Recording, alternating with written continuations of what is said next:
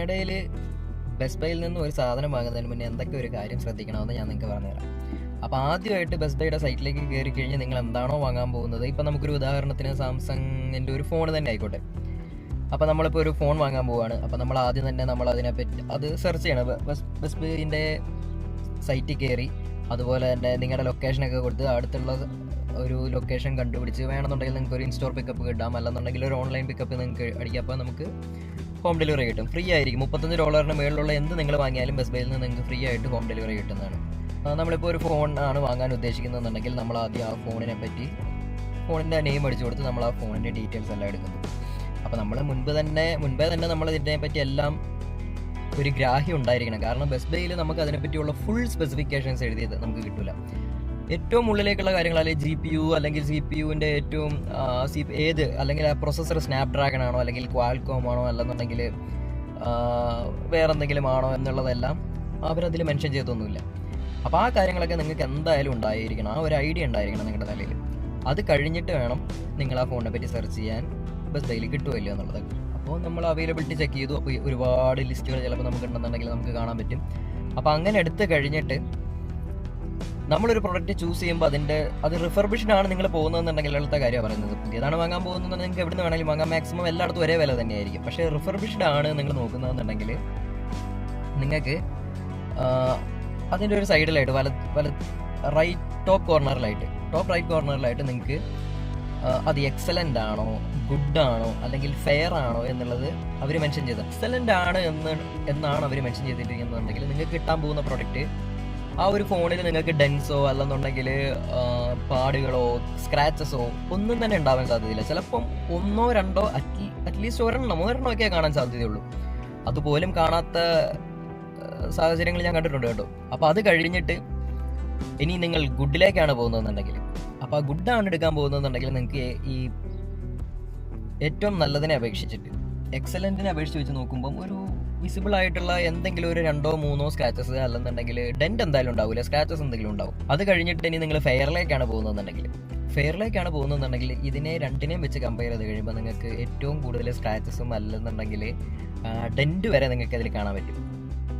ഏതിലേക്ക് പോയി കഴിഞ്ഞാലും ഫോണിനുള്ളിലത്തെ പ്രൊസസ്സർ അല്ലെന്നുണ്ടെങ്കിൽ ഒരു CPU അല്ലെന്നുണ്ടെങ്കിൽ GPU അല്ലെന്നുണ്ടെങ്കിൽ ക്യാമറ, ഈ കാര്യങ്ങളെല്ലാം പക്കായിട്ട് തന്നെ വർക്ക് ചെയ്യും. ഇതെല്ലാം അവർ ചെക്ക് ചെയ്യുന്നുണ്ട്. ഇതെല്ലാം അവരുടെ ടെക്നീഷ്യൻസ് ചെക്ക് ചെയ്ത് ഉറപ്പ് വരുത്തി കഴിഞ്ഞിട്ടാണ് അവരത് പോസ്റ്റ് ചെയ്യത്തുള്ളൂ. അപ്പോൾ ഉള്ളിലത്തെ കാര്യങ്ങളെല്ലാം എന്തായാലും ഒക്കെ ആയിരിക്കും. പക്ഷേ നിങ്ങൾ ആ വെളിയിൽ നിന്നുള്ള ഫോണിൻ്റെ ആ ഒരു വ്യൂ നിങ്ങൾക്കതൊരു അതിലേക്കൊരു ശ്രദ്ധ കൊടുക്കുന്ന ഒരാളാണെന്നുണ്ടെങ്കിൽ നിങ്ങൾ എക്സലൻറ്റ് തന്നെ ചൂസ് ചെയ്യുക, ഇല്ലെന്നുണ്ടെങ്കിൽ ഗുഡ് ചൂസ് ചെയ്യുക. അങ്ങനെ ശ്രദ്ധ കൊടുക്കുന്ന ഒരാളാണെങ്കിൽ ഒരിക്കലും ഫെയറിലേക്ക് പോകാതിരിക്കുക. അപ്പോൾ പിന്നെ നിങ്ങൾ എന്തായാലും കാര്യങ്ങളൊക്കെ ഉറപ്പിച്ചു, എക്സലൻ്റ് ആണോ ഗുഡ് ആണോ അല്ലെന്നുണ്ടെങ്കിൽ ഫെയർ ആണോ വേണ്ടത് എന്ന് ഉറപ്പിച്ചു. അത് കഴിഞ്ഞിട്ട് പിന്നെ നിങ്ങൾ ചെയ്യേണ്ടത്, നിങ്ങളത് ഉറപ്പിച്ച് കഴിഞ്ഞ് കഴിഞ്ഞാൽ ആ സ്പെസിഫിക്കേഷൻസ് ഒക്കെ നോക്കുക. അത് കഴിഞ്ഞിട്ട് അതിൻ്റെ ഉള്ളിൽ നിങ്ങൾക്ക് എന്തൊക്കെ കിട്ടുന്നുണ്ട്, എന്തൊക്കെ ഇൻക്ലൂഡഡ് ആണെന്ന് നോക്കുക. ചില ഫോണുകൾ നമ്മൾ വാങ്ങിക്കഴിയുമ്പോൾ ചിലപ്പോൾ ഒറിജിനൽ ബോക്സിൽ തന്നെ നമുക്ക് സംഭവം കിട്ടും. കാരണം ഓണേഴ്സ് തിരിച്ചു കൊടുക്കുമ്പോൾ ഒറിജിനൽ ബോക്സോടെയാണ് കൊടുത്തിരിക്കുന്നത്, നമുക്ക് തിരിച്ചു കിട്ടും. അല്ലെന്നുണ്ടെങ്കിൽ അവർ ചുമ്മാ ഒരു കസ്റ്റമൈസ്ഡ് ആയിട്ട് ഒരു ബോക്സിലേക്കായിരിക്കും നിങ്ങൾക്ക് ഈ സാധനം ഇൻക്ലൂഡ് ചെയ്ത് നിങ്ങൾക്ക് തരിക. പിന്നെ എന്തൊക്കെ ഇൻക്ലൂഡ് ഉണ്ടാവും എന്ന് നിങ്ങൾ ശ്രദ്ധിക്കേണ്ടത്, ചിലപ്പം USB-C, ഇപ്പോൾ S22 Ultra പറ്റിയാണ് നമ്മൾ പറയുന്നത്. സാംസങ്ങിൻ്റെ ഒരു ഫോണ് എടുത്തു, അപ്പോൾ അതിൽ നമുക്കാണ് C പോർട്ട് ആയിരിക്കും ആ ഫോണിൻ്റെ ചാർജിങ് പോർട്ട് എന്ന് പറയുന്നത്. അപ്പോൾ നിങ്ങൾക്ക് ചിലപ്പോൾ അത് കിട്ടാൻ സാധ്യതയുണ്ട് ചില ഫോണുകളുടെ ഒപ്പം കേട്ടോ. ചിലപ്പോൾ ഒരു $10 ചിലപ്പം വേറെ വ്യത്യാസം ഉണ്ടാവുള്ളൂ. ആ $10 നിങ്ങൾക്ക് ഒരു C പോർട്ട് കിട്ടും. അത് സാംസങ്ങിൻ്റെ ഫാസ്റ്റ് ചാർജിങ് കേബിളായിരിക്കും. അപ്പോൾ നിങ്ങൾക്ക് അതൊരു ഓപ്ഷനാണ്, നിങ്ങളത് ചൂസ് ചെയ്യുക, അത് നോക്കുക, അത് ശ്രദ്ധിച്ച് തന്നെ നോക്കുക. അതും കഴിഞ്ഞിട്ടാണ് വീണ്ടും നിങ്ങൾ പേയ്മെൻറ്റിലേക്ക് കിടക്കുന്നത്. ഇതെല്ലാം ഓക്കെയാണ്, നിങ്ങളെല്ലാം കൊണ്ടും ഓക്കെ ആണെന്നുണ്ടെങ്കിൽ മാത്രം പേയ്മെൻറ്റിലേക്ക് കിടക്കുക. നിങ്ങൾ പേയ്മെൻറ്റിലേക്ക് പോകുമ്പം ഏത് കാർഡ് വേണമെങ്കിലും യൂസ് ചെയ്യാം, ക്രെഡിറ്റ്, ഡെബിറ്റ് അല്ലെന്നുണ്ടെങ്കിൽ അല്ലാത്ത ഏതെങ്കിലും ഓപ്ഷൻസ് ലൈക്ക് പേപ്പാൽ അവർ അക്സെപ്റ്റ് ചെയ്യുന്നത്. അപ്പോൾ അങ്ങനെ നിങ്ങൾക്ക് ഏത് രീതിയിലുള്ള പേയ്മെൻറ്റ് മെത്തേഡ് വേണമെന്നുണ്ടെങ്കിൽ ചൂസ് ചെയ്യാം. നിങ്ങൾക്ക് പേയ്മെൻറ്റ് കഴിഞ്ഞ് കഴിഞ്ഞാൽ ഒരു ട്രാൻസാക്ഷൻ റെസിപ്റ്റ് കിട്ടും. അതുപോലെ തന്നെ നിങ്ങൾ ശ്രദ്ധിക്കേണ്ട വേറൊരു കാര്യം, ഏറ്റവും ഇമ്പോർട്ടൻ്റ് ആയിട്ടുള്ള ഒരു കാര്യം, ഇതിലെ ഏറ്റവും ഇമ്പോർട്ടൻ്റ് ആയിട്ടുള്ള ഒരു കാര്യം എന്ന് പറയുന്നത്, നിങ്ങൾ ആ ഫോൺ നോക്കിക്കഴിയുമ്പോൾ അത് ഏത് ഡീലറുടെ അടുത്തു നിന്നാണ് ഈ ബെസ്റ്റ് ബൈ എടുത്ത് വിൽക്കുന്നത് അല്ലെന്നുണ്ടെങ്കിൽ നിങ്ങൾക്ക് തരുന്നത് എന്ന് ശ്രദ്ധിക്കണം. അതെപ്പോഴും ശ്രദ്ധിച്ചിരിക്കേണ്ട ഒരു കാര്യം കേട്ടോ. കാരണം ഇപ്പോൾ കാനഡയിലത്തെ ഒരു കാര്യം പറയുകയാണെന്നുണ്ടെങ്കിൽ, ഇപ്പോൾ സാംസങ്ങിൻ്റെ ഓത്തറൈസ്ഡ് ഒരു ഡീലർ അല്ലെന്നുണ്ടെങ്കിൽ ഓത്തറൈസ്ഡ് ഒരു സർവീസ് സ്റ്റോറാണ് ഈ മൊബൈൽ ക്ലിനിക്ക്. അതെനിക്ക് നേരിട്ട് പോയിട്ടുള്ള ഒരു എക്സ്പീരിയൻസ് ഉണ്ട് കേട്ടോ. എനിക്ക് നേരിട്ട് പോയിട്ടുള്ള എക്സ്പീരിയൻസ് ഉണ്ട്. ഞാൻ എൻ്റെ ഫോൺ നേരാക്കാൻ വേണ്ടി പോയത് അവിടെ തന്നെയായിരുന്നു.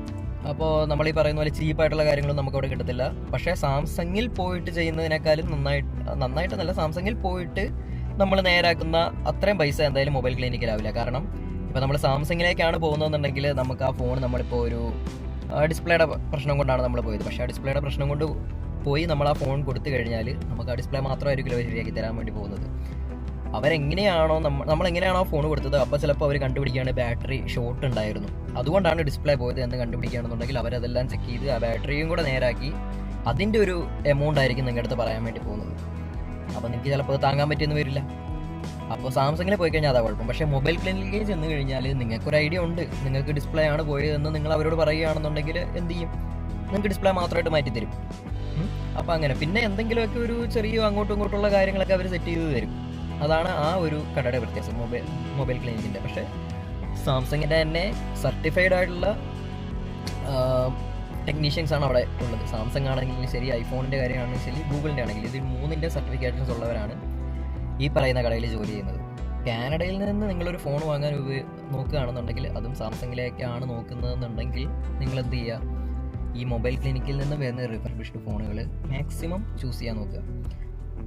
അല്ലാത്തതാണെന്നുണ്ടെങ്കിൽ എനിക്ക് ഉറപ്പില്ല. കാരണം ഇപ്പോൾ ആമസോൺ ആണെന്നുണ്ടെങ്കിൽ പോലും, ഇപ്പോൾ ആമസോണിലാണെന്നുണ്ടെങ്കിൽ പലരും അത് ശ്രദ്ധിക്കാറില്ല. ഇപ്പം നമ്മളതിലേക്ക് കൂടുതൽ ശ്രദ്ധ കൊടുത്തുകൊണ്ട് മാത്രം നമ്മളും കണ്ടതാണ് കേട്ടോ. എന്ന് വെച്ച് കഴിഞ്ഞാൽ ആമസോണിൽ നിന്നാണ് നിങ്ങളൊരു റിഫർബിഷ്ഡ് ഫോൺ എടുക്കാൻ പോകുന്നതെന്നുണ്ടെങ്കിൽ അവരതിൽ പ്രത്യേകം, പക്ഷേ ഏറ്റവും താഴെയോ അല്ലെന്നുണ്ടെങ്കിൽ മേളിൽ ഇതിന് ആരും കാണാത്ത ഒരു ഇടയിലായിട്ടുള്ള ഒരു സ്ഥലത്ത് ഇവരൊരു കാര്യം മെൻഷൻ ചെയ്തിട്ടുണ്ടാവും. എന്ന് വെച്ച് കഴിഞ്ഞാൽ ഇത് ചിലപ്പോൾ ഒറിജിനൽ ബോക്സിൽ വരണമെന്നില്ല, അതുപോലെ തന്നെ ഇതൊരു ഒറിജിനൽ മൊബൈലായിരിക്കാം, പേരൊക്കെ അതുപോലെ തന്നെ ആയിരിക്കാം, പക്ഷേ ഇതിൻ്റെ ഒറിജിനൽ പാർട്സ് പോലും ആകണമെന്നില്ല ഇതിൻ്റെ ഉള്ളിലുള്ളത്. അപ്പോൾ ഇതെല്ലാം നിങ്ങളുടെ റിസ്കിൽ തന്നെ ആയിരിക്കും നിങ്ങൾ വാങ്ങുന്നതെന്ന് അവർ ഓൾറെഡി മെൻഷൻ ചെയ്തിട്ടുണ്ടാവും. പക്ഷേ മൊബൈൽ ക്ലിനിക്ക് വഴി നിങ്ങൾ പോകുമ്പോൾ അങ്ങനെയല്ല. ഈ മൊബൈൽ ക്ലിനിക്ക് വഴി പോകുമ്പോൾ ഇത് ഓതറൈസ്ഡ് ആയതുകൊണ്ട്, അല്ലെന്നുണ്ടെങ്കിൽ അവരുടെ സർട്ടിഫിക്കേഷൻ ഉള്ള ടെക്നീഷ്യൻസ് ആയതുകൊണ്ട് പക്കായിട്ടായിരിക്കും കാര്യങ്ങൾ നിങ്ങൾക്ക് കിട്ടുന്നത്. ഇതൊക്കെയാണ് ബെസ്റ്റ് ബൈയിൽ നിന്ന് ഒരു സാധനം വാങ്ങാൻ പോകുമ്പോൾ നമ്മൾ ശ്രദ്ധിക്കേണ്ട കാര്യങ്ങൾ. ഓക്കെ, അപ്പോൾ അടുത്ത വീഡിയോയിൽ കാണുന്നവരേക്കും സല്യൂട്ട്.